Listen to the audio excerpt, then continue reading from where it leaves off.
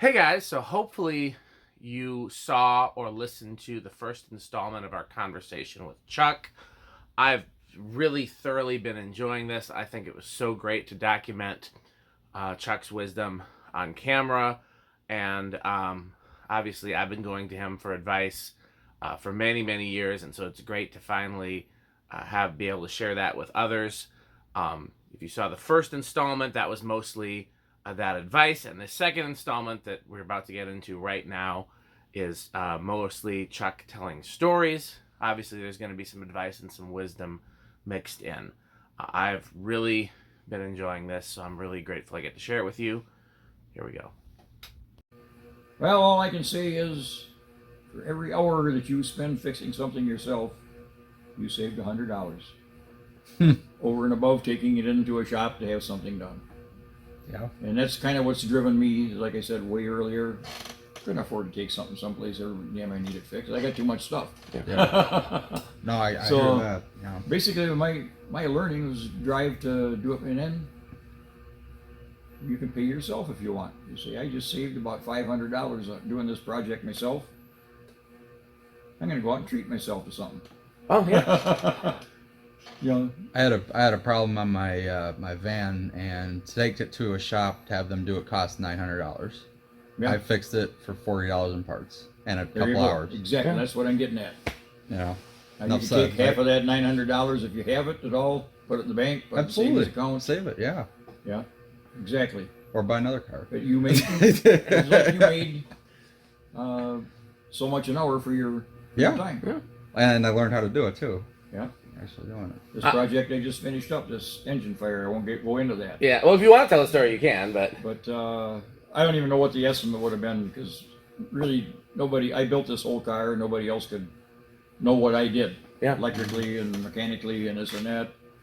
Had an engine fire and there's a where do DeSoto behind us if anybody knows what that where is. do I take it to get it fixed? And I told the insurance company, I said, I'm the only person that can really fix that car. Yeah. Knows what they're doing. Yeah. And so they actually hired me to fix it myself. I made about $6 an hour. Yeah. I had 500 hours in it. Yeah. And, at $100 an hour, that would have been $50,000. So Yeah. There you go. Yeah, well. Well, I'll share the two of the lessons I've learned from Chuck, and then if Rick has any questions he wants to tag on at the end, we certainly can. I think the first lesson I ever learned from Chuck is when I first started renting a shop from him. I would see him tooling around in his hot rods. And you had the yellow one at the time. What was the yellow one? That was a 1934 Ford 5-window coupe. Oh, nice. And at the time, All steel, not a fiberglass one. At the time, you know, I think everybody knows I collect fans and musical instruments. And I would, if I had a really valuable, really nice example of either one, I wouldn't play that instrument. I would just store it. And any fan, I wouldn't hang that fan. I would just keep it boxed up because I'd be scared something would happen to it. And I think the most valuable stuff I have is probably like the guitars. I probably have guitars that are worth, you know, over $10,000, but still pale in compared to a hot rod. Yeah. And Chuck was tooling around in here in these beautifully restored mint hot rods that are, you know, at the time were worth, you know, hundreds, thousands more than anything that I had. And I'm like, what happens? 40,000. What happens if a rock hits it? What happens if you get into an accident? What, you know? And he'd be like, I built it to drive it. Like, if something happens, I can fix it. But what good does it do just sitting? And that changed my whole mentality. And that's when I started really using the more valuable stuff that I have. And I've told, this is not really, this is another tangent. I have one of Prince's guitars that I bought right before he died. And I got it real cheap because it wasn't really worth anything then. I bought it just because I wanted the sound that Prince had. And then he passed away like a month later, and that guitar is worth, you know, $15,000 now. And I took it on tour, and people are like, "What are you doing playing that? You should have it in a display case." I bought it to play, but I don't know if I would have ever had that mentality if it weren't for Chuck. And I don't regret this. Some of the stuff that I've taken out and used has gotten damaged or, you know, lost, or I don't think anything's been stolen, but theoretically stuff happens, and I've never regretted it because the enjoyment you get of using the thing is worth whatever happens to it in the long run. It don't do you no good if you're just storing it. What good do you do? You can brag, Yeah. I own this, I own that. People can come and look at it, but what good does it do? Unless you got it as an investment. Yeah. Investment's a little different story, but depends on what it is. Yeah. I mean, I can't imagine buying something that I would love that I would want to collect as an investment. That just doesn't. Just a store, build a big fancy building, heated and air conditioned, just to store your prized toys. That doesn't sit right with me. And the other lesson that I've learned from Chuck is the age old lesson is that you're never too old to learn new things. Because every time I brought something here to Chuck, it's been something he's never seen before, and he's never once been like, I don't know anything about that. It's just, he approaches it the same way, and always has a curiosity about how does this work, and how do we, how do we solve the problem? But I wouldn't have been able to fix that if I didn't have Dan here telling me what it was supposed to do. Like I said way earlier, you got to know what it's supposed to do and how it works. Left-hand threads. Like he wouldn't have known that. I wouldn't have known that had left-hand threads on it today. If you tell me. Probably would have found out the hard way. Oh boy. Yeah, break another part. Yeah. Rick, you got anything to add or anything you want to ask Chuck? One thing that I heard, and again, keep in mind, I'm 28. I mean, I guess I'm on the younger end here. There's a bad rap amongst my generation that's like, old people don't want to learn anything. And when he's like, it's amazing what you learn from young people, I was like, I got a lot of respect for somebody who says that. I do. I mean, because they bring you a whole new world. Exactly. To learn from. And I think young people need to understand that older generations have a lot to offer too. And we don't want to change though. Well, yeah, we're all going to get there eventually. Yeah. I think I have a lot of respect for that opinion, though. I can't remember if Chuck said it on camera or it was part of our conversation earlier. But there's no substitute for experience, and so that's it exactly. I always have a certain reverence for people who have years of experience, and but as both of you have said, that's much less valuable when you're not able to. Well, there's a famous quote from one of the greatest music producers of all time, Quincy Jones. He said and he's still considered to be one of the best record producers in the world. He's like 90. Yeah. And he said, you're only as old as your ability to listen and process new information. Yeah. So I think, and so when you have somebody that has the years of experience, but also still willing to receive new information, that's invaluable. And that's the best that any of us can hope for. Speaking of music, you probably remember this. I was in a band. Yeah, Chuck's also a semi-professional. Oh wow! Musician. What'd you play? I played bass guitar. Oh nice. Okay. And trombone too, right? I played trombone in high school. Oh okay. I went into the high school from 8th grade and came into the second chair of the concert band. Nice. So yeah, I was really good on the trombone, and I had a friend that he was excellent. He was a protege on guitars, and he taught me how to play the bass guitar because he wanted to get a band going, needed a bass player. So that kind of took off from there. Then I picked up a little rhythm, not much on lead.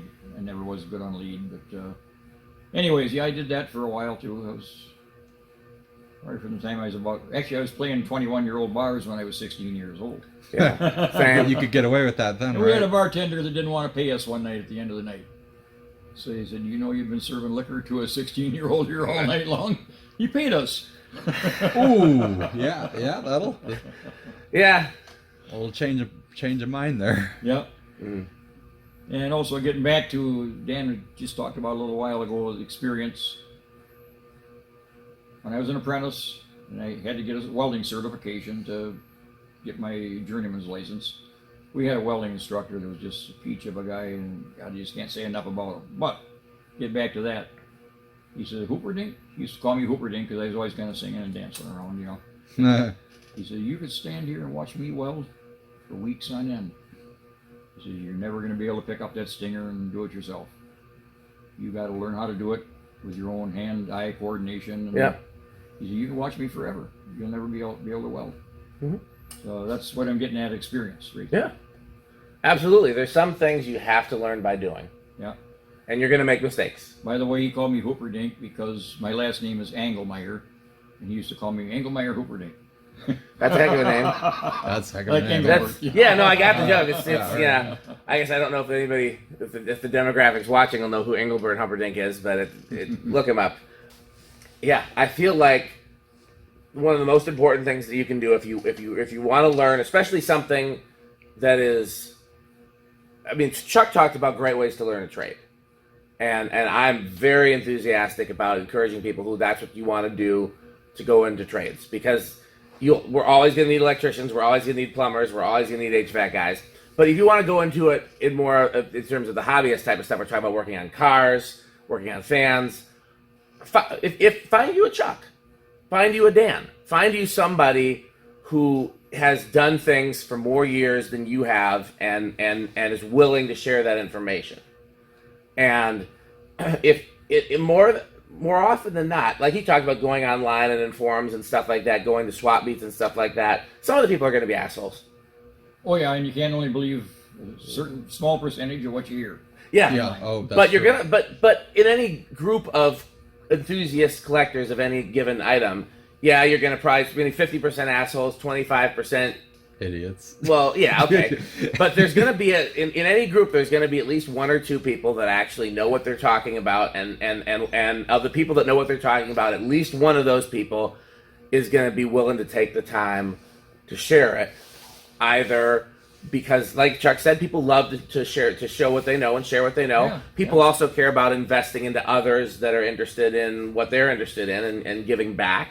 And so it's I mean, I've got a few different Chucks that I go to for different things, and I'm sure you've had a few in your life that you go to, and like Every day. you know, and it's just, that's the thing, is find somebody who's willing to work with you, and just to give you an example, like it goes both ways too, because like Rick is somebody who I would say comes to me like I come to Chuck, but Rick has been invaluable to me since I got sick. He's done a whole bunch of stuff that I can't do anymore. And so sometimes it's about having the help when you need help, and you're willing to give back in terms of knowledge and parts and experience and tools and everything you have, that you've gotten from, a few more years of doing it. And and you never know, because even if it's not a situation like that, like the person that you helped for 10 years, they might be the person that finds that one part that you've been looking for. You never know. Yeah. You know what you're looking for. Yeah. Any other stories you want to share, Chuck? What I think about those, all the people that die and the knowledge they take with them, that you'll never ever be able to. Well, that's why. First of all, that's why this is going to be part of a series that I do called From the Workbench. I started that series because after I had my near-death experience, I was like, okay, I don't want all the knowledge that's in my head to die with me. I want to put it out there so other people can access it. Yeah. And that's why you're here too, because I'm like, well, someday I'm not going to be able to go to Chuck. There are other people who are never going to be able to go to Chuck. I want to have documented what that's like. I think about that all the time with my engine work. Yeah. My dad, what he was. I wish Dad was still here. Yeah. He would have had an answer. He took all that stuff with him. And my life, starting at about 14 years old when I bought my first car, cars have always been my priority. So then what's your favorite car project that you've ever had? Probably whatever the current one is that I'm working on. That 34 Ford, that yellow one. I remember the yellow Ford. Loved it. And that was, I wanted out of life, I wanted to have a 34 Ford steel hot rod. Well, okay, I got that car. I built that car, did everything with it. Well, then it kind of wore off.